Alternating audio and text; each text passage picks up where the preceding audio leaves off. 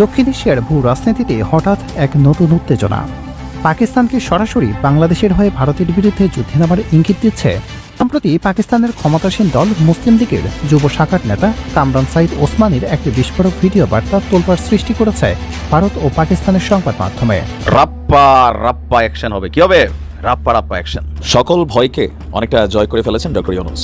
যে ডক্টর ইউনূস কি ইতিহাস গড়লেন, যা অতীতে এমন ইতিহাস আর বাংলাদেশের ঘটনায় যেটা ডক্টর ইউনূস এই জায়গায় নিজে সফল হয়েছেন বলে দাবি করা হচ্ছে। এটা অবশ্যই একটা হিউজ চ্যালেঞ্জিং ইস্যু ছিল।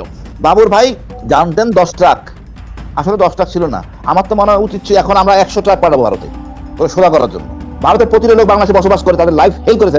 বাংলাদেশকে টাচ করলে পাকিস্তান মিসাইল ছুড়বে ভারতে। আসসালামু আলাইকুম, এইমাত্র পাওয়া তাজা খবর। আজকে আপনাদেরকে এই ভিডিওতে চাঞ্চল্যকর কিছু ভিডিও ফুটেজ তুলে ধরবো, যে ভিডিওটি এই মুহূর্তে ভাইরাল হয়েছে, নেট দুনিয়ায় তোলপাড় করে দিয়েছে। সেই ভিডিওটি এখন আপনাদেরকে দেখাবো। অবশ্যই ধৈর্য সহকারে ভিডিওটি শেষ পর্যন্ত দেখবেন। চ্যানেলে নতুন হলে সাবস্ক্রাইব করে রাখবেন পরবর্তী এরকম নিউজগুলা সবার আগে পাওয়ার জন্য। আসুন দেখে আসি একে একে গুরুত্বপূর্ণ সেই নিউজগুলা। আসসালামু আলাইকুম।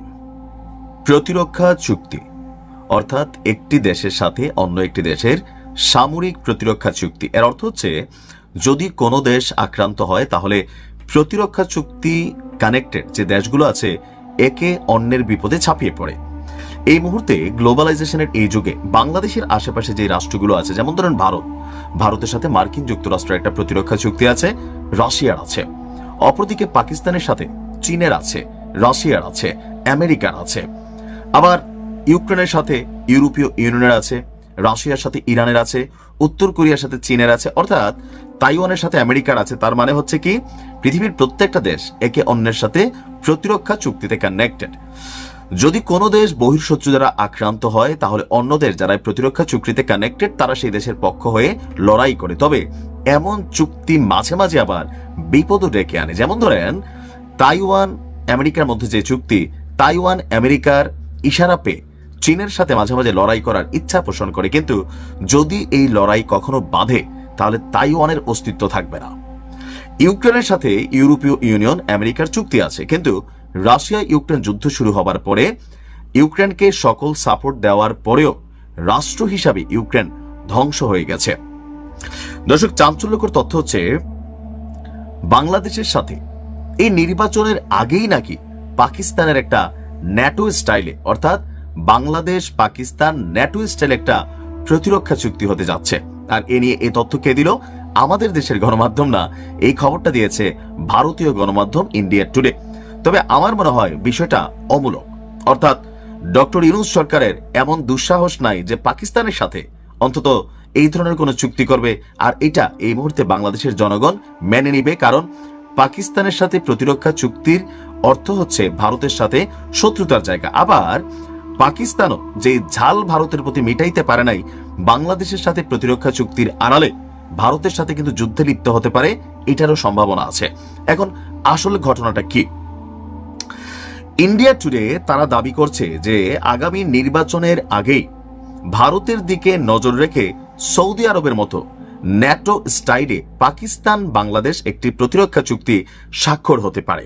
এমনকি এটা নিয়ে তীব্র গুঞ্জন বা জোর দাবি করা হয়েছে ইন্ডিয়া টুডের এই প্রতিবেদনটিতে। আমরা যদি বিস্তারিত দেখি যে ভারতীয় গণমাধ্যমটির প্রতিবেদনে বলা হয়েছে সাম্প্রতিক মাসগুলোতে আইএসআই প্রধান সহ পাকিস্তানের শীর্ষ সামরিক কর্মকর্তারা ঘন ঘন বাংলাদেশ সফর করছেন। কথা কিন্তু সত্য। ডক্টর মোহাম্মদ ইউনূসের অনুকূল সরকারের অধীনে নির্বাচনের আগেই পাকিস্তান এই প্রতিরক্ষা চুক্তিটি স্বাক্ষর করতে আগ্রহী। এখন ডক্টর ইউনূসের কি এই ম্যান্ডেট আছে? না, নাই। তিনি এই চুক্তি করতে পারেন না। সুতরাং ভারতীয় গণমাধ্যমের এই দাবিটি ভুয়া। প্রতিবেদন বলছে বিগত কয়েক মাসে পাকিস্তানের বেশ কয়েকজন উচ্চপদস্থ প্রতিরক্ষা কর্মকর্তা একের পর এক ঢাকায় এসেছেন। পাকিস্তানের জয়েন্ট চিফস অফ স্টাফের চেয়ারম্যান, নৌবাহিনীর প্রধান থেকে শুরু করে আইএসআই প্রধান লেফটেন্যান্ট জেনারেল আসিম মালিক সবাই এখন ঢাকার দিকে মনোযোগী। আর ডক্টর মোহাম্মদ ইউনূস বাংলাদেশকে দিল্লির প্রভাব থেকে সরিয়ে পাকিস্তানের দিকে নিয়ে যাচ্ছেন বলেই মনে করা হচ্ছে। তবে এই তৎপরতা কারণহীন নয়। ভারতের সাথে ক্রমবর্ধমান উত্তেজনার মাঝে পাকিস্তান এবং বাংলাদেশ একটি প্রতিরক্ষা চুক্তির কথা ভাবছে, যা অনেকটা সৌদি আরবের সাথে করা পাকিস্তানের চুক্তির মতো হতে পারে। এখন এটা আসলে কতটুকু বাস্তব ভিত্তিক, তারা এখানে নানান ধরনের যুক্তি, কারণ, তর্ক বিতর্ক নিয়ে আসছে। এর মধ্যে গতকালকে পাকিস্তানের ক্ষমতাসীন দলের একজন পার্লামেন্টেরিয়ান অর্থাৎ এমপি যখন বলছে বাংলাদেশকে টাচ করলে পাকিস্তান মিসাইল ছুড়বে ভারতে, এই বক্তব্যগুলোর পরপরই কিন্তু এই গুঞ্জনটা আরো তীব্র আকার ধারণ করেছে। আর বর্তমানে যতটা ভারত বিরোধিতা হচ্ছে, বিপরীতে ততটাই পাকিস্তান প্রেমীদের সংখ্যাও কিন্তু বাংলাদেশে দেখা দিচ্ছে। অর্থাৎ বাংলাদেশের রাজনৈতিক কালচারটাই হয়ে গেছে এমন যে রাজনৈতিক দলভিত্তিক পররাষ্ট্রনীতি তৈরি হয়। অর্থাৎ আওয়ামী লীগ ক্ষমতায় থাকতে ভারত ভিত্তিক পররাষ্ট্রনীতি পাকিস্তানকে কাইটা দেওয়া হয়, ব্যবসা বাণিজ্য সবকিছু থেকে। আবার আওয়ামী লীগের বিপরীতে যারা আছেন তাদেরকে অনেককে মনে করা হয় তারা পাকিস্তান ভিত্তিক পররাষ্ট্রনীতিতে বিশ্বাস করেন। তবে বিএনপির অবস্থান একটু ভিন্ন। জামাত আসলে পাকিস্তান ভিত্তিক পররাষ্ট্রনীতি হবে, এতে কোনো ভুল নেই। জামাতের নেতাকর্মী যারা আছেন তাদের সোশ্যাল মিডিয়া অ্যাক্টিভিটিস দেখলে এটা ধারণা করা যায়। তবে আমি মনে করি বাংলাদেশের প্রতিরক্ষা চুক্তি দরকার, এটা পাকিস্তান বা ভারতের সাথে না, এটা হওয়া উচিত চীনের সাথে। কেন? চীন এই মুহূর্তে বাংলাদেশকে নিয়ে ভারত এবং পাকিস্তান যে নোংরা খেলা খেলার পরিকল্পনা আছে এইটা খেলবে না। বাংলাদেশের প্রতিরক্ষা চুক্তি হওয়া উচিত রাশিয়ার সাথে, যদি পুতিন কাকু করে।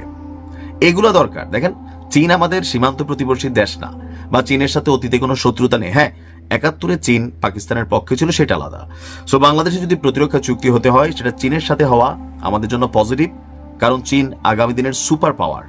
পাকিস্তানের সাথে এই চুক্তিও বাংলাদেশকে কাঁদাবে, আর ভারতের সাথে যে কোনো চুক্তিও ভবিষ্যতে বাংলাদেশকে কাঁদাবে। আর এই অঞ্চলগুলোতে মোটামুটি চীনকে সবাই আব্বা মানে। সো চুক্তি যদি হতেই হয় তাহলে সরকারের উচিত সেটা চীনের সাথে। দক্ষিণ এশিয়ার ভূ রাজনীতিতে হঠাৎ এক নতুন উত্তেজনা। পাকিস্তানকে সরাসরি বাংলাদেশের হয়ে ভারতের বিরুদ্ধে যুদ্ধে নামার ইঙ্গিত দিচ্ছে। সম্প্রতি পাকিস্তানের ক্ষমতাসীন দল মুসলিম লীগের যুব শাখার নেতা কামরান সাইদ ওসমানীর একটি বিস্ফোরক ভিডিও বার্তা তোলপাড় সৃষ্টি করেছে ভারত ও পাকিস্তানের সংবাদ মাধ্যমে, যেখানে তিনি ভারতকে সরাসরি হুঁশিয়ারি দিয়ে বলেছেন বাংলাদেশে হামলা হলে চুপ থাকবে না পাকিস্তান। तो मेरे भाई उस्मान हादी, आपने एक क्लियर मैसेज दे दिया और वो क्लियर मैसेज अपनी शहादत के बाद आपने ये दिया कि कौमें जो है वो गोलियों से नहीं खामोशी से। মঙ্গলবার 23 ডিসেম্বর ইন্ডিয়া টুডের এক রিপোর্ট অনুযায়ী কামরান সাইদ ওসমানী ভারতকে সরাসরি হুমকি দিয়েছেন। ওসমানী দাবি করেন পাকিস্তান কখনোই বাংলাদেশকে ভারতের মতাদর্শগত আধিপত্যের নিচে ঠেলে দেওয়া মেনে নেবে না। তার মতে ভারত যদি বাংলাদেশের স্বায়ত্তশাসনের উপর কোনোভাবে আঘাত হানে বা কুদৃষ্টি দেয় তবে তার জবাব দেবে পাকিস্তানের সেনাবাহিনী ও তাদের বিধ্বংসী মিসাইল। শুধু হুমকি দিয়েই ক্ষান্ত হননি ওসমানী, তিনি বাংলাদেশ ও পাকিস্তানের মধ্যে একটি শক্তিশালী সামরিক জোট গঠনেরও আহ্বান জানান। রাজনৈতিক বিশ্লেষকরা মনে করছেন বাংলাদেশের সাম্প্রতিক পরিবর্তনের পর পাকিস্তান ও বাংলাদেশের মধ্যে সম্পর্ক উন্নয়নের যে চেষ্টা চলছে, ওসমানীর এই বক্তব্য এই পালে নতুন হাওয়া দিল।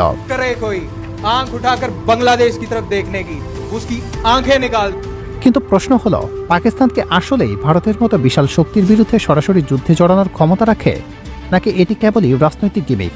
ভারতের তরফ থেকে এই বক্তব্যের বিষয়ে এখনও আনুষ্ঠানিক কোনো কড়া প্রতিক্রিয়া পাওয়া না গেলেও ভারতীয় গণমাধ্যমগুলো বিষয়টিকে উস্কানিমূলক হিসেবে দেখছে। বিশেষ করে বর্তমান আঞ্চলিক পরিস্থিতিতে যেখানে বাংলাদেশ ভারত সীমান্তে উত্তেজনা বাড়ছে, সেখানে পাকিস্তানের এই সরাসরি হস্তক্ষেপ দক্ষিণ এশিয়ার এক নতুন মেরুকরণ তৈরি করতে পারে। কামরান ওসমানীর এই বক্তব্য কি শুধুই ব্যক্তিগত, নাকি এর পেছনে পাকিস্তান সরকারের কোনো প্রচ্ছন্ন মদত রয়েছে? সম্পূর্ণ ভিডিওটি দেখলেন। এই ভিডিও সম্পর্কে অবশ্যই আপনার মূল্যবান মতামত কমেন্টে জানাবেন। দর্শক, পরবর্তী এরকম নিউজগুলো সবার আগে পেতে চ্যানেলটিকে সাবস্ক্রাইব করতে বলবেন না। এই মুহূর্তে বিদায় নিচ্ছি। আসসালামু আলাইকুম ওয়া রাহমাতুল্লাহ।